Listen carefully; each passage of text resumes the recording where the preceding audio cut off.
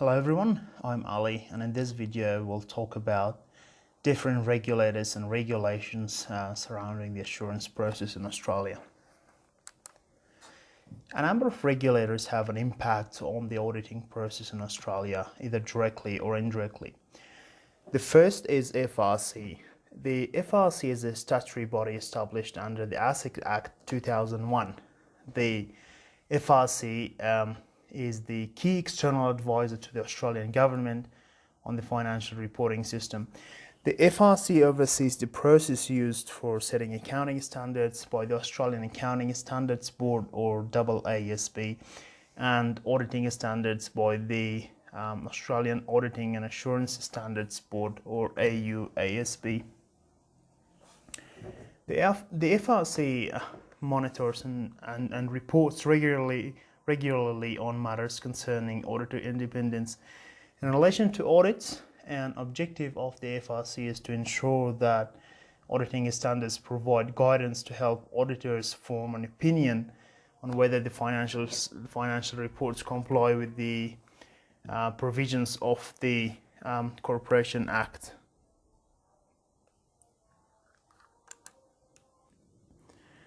The Auditing and Assurance Standards Board is responsible for the formulation of auditing and assurance standards.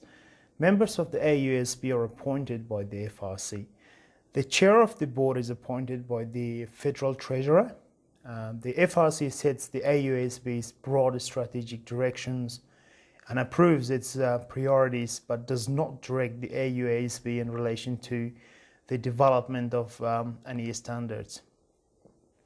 AUSB has significantly revised and redrafted the Australian auditing standards to bring them in line with the international standards on auditing, which are issued by the International Auditing and Assurance Standards Board. The AUSB actively participates in the formulation of ISS, or the international standards. The Auditing and Assurance Standards Board is also responsible for issuing standards on review engagements, ASREs, standards on assurance engagements, or ASAEs, and guidance statements, or GSs. The next is Accounting Professional and Ethical Standards Board. The APESB was established in 2006 by CPA Australia and the ACCA, now known as CANS or CA, Australia and New Zealand. The IPA is now also a member of the APESB. The APESB was established as an independent body to issue professional and ethical standards and to actively advocate the professional and ethical behavior for accountants. Accountants, or members of the professional accounting bodies such as CPA Australia or CA and IPA, are required as a condition of their membership to comply with the ethical and professional standards approved by APESB.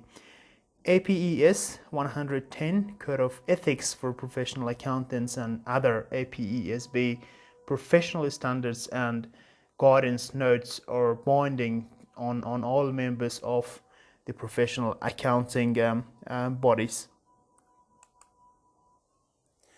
The next is ASIC. ASIC is an independent Commonwealth government body established by the ACCA Act 2001.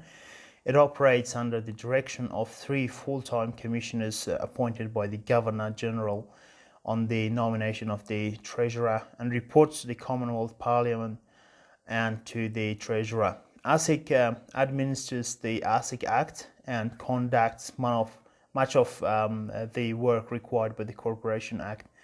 ASIC regulates Australia's corporate, market and financial services sector.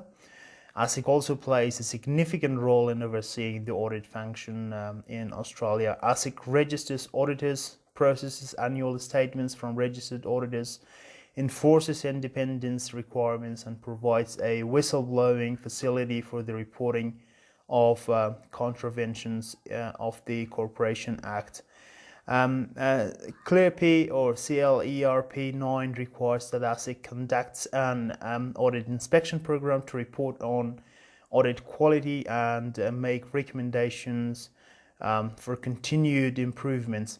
In response to this requirement, ASIC visits a section of audit firms annually to gain an understanding of their policies and procedures in relation to their independence, audit quality methodologies, and also training programs.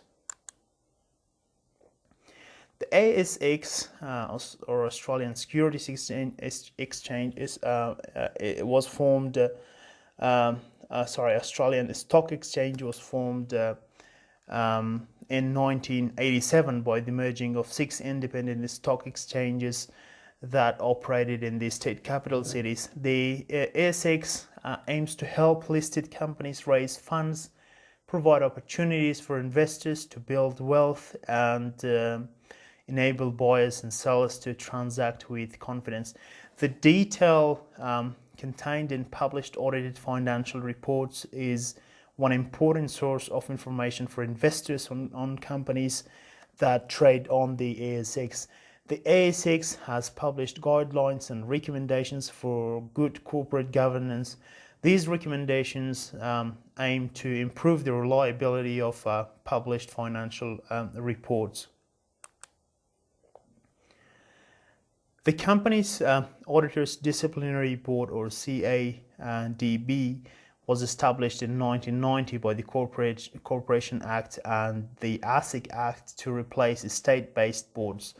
The CADB can respond only to the applications made by ASIC or the Australian Prudential Regulation Authority, or APRA, stating that the auditor concerned has breached the Corporations Act or the ASIC Act. In particular, the CADB is involved when it believes an auditor has not carried out their duties properly, or is not a fit or improper person, or should not remain registered for some other reasons.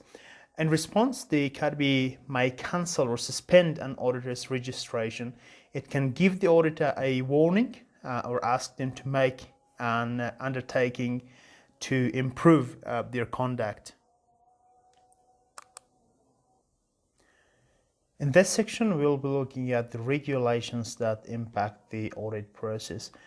Corporation Act provides guidance on the audit of a company's financial report. For example, Section 301 requires that certain financial reports be audited. For example, a public company registered scheme or disclosing entities must have the financial report for a financial year audited in accordance with the Division 3 and obtain an auditor's report.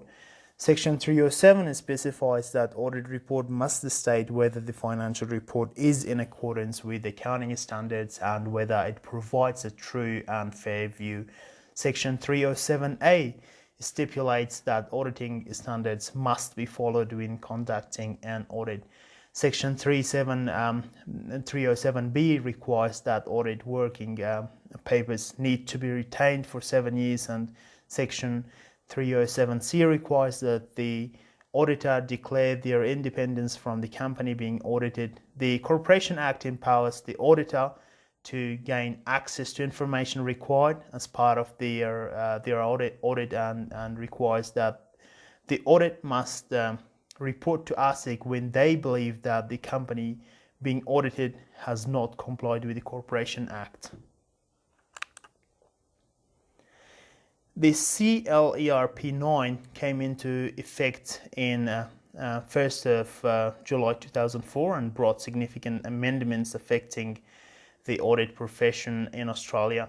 Some of the changes brought by CLERP 9 include that a company should provide disclosure about the non-audit services provided by the company's auditor, enhance auditor independence requirements, impose restrictions on an audit becoming an officer of their client within 2 years of ceasing employment, with your audit firm.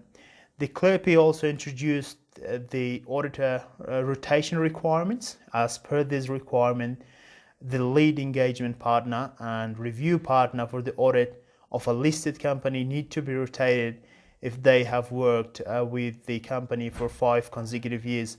If they have not worked consecutively, then 7 years period is considered, and if they have completed 5 out of the last 7 years, then they need to be rotated. The ACCA conducts regular inspection of audit firms and audit files. The aim of the inspections is to improve and maintain the quality of audits delivered by audit firms. The focus is on audit of financial reports prepared under the Corporation Act. ACCA selects audit engagements and inspects the audit files for those engagements to assess whether the audits comply with auditing standards and regulations. ACCA provides each firm inspected with a report outlining areas where it believes the firm did not obtain sufficient appropriate evidence to support the audit findings.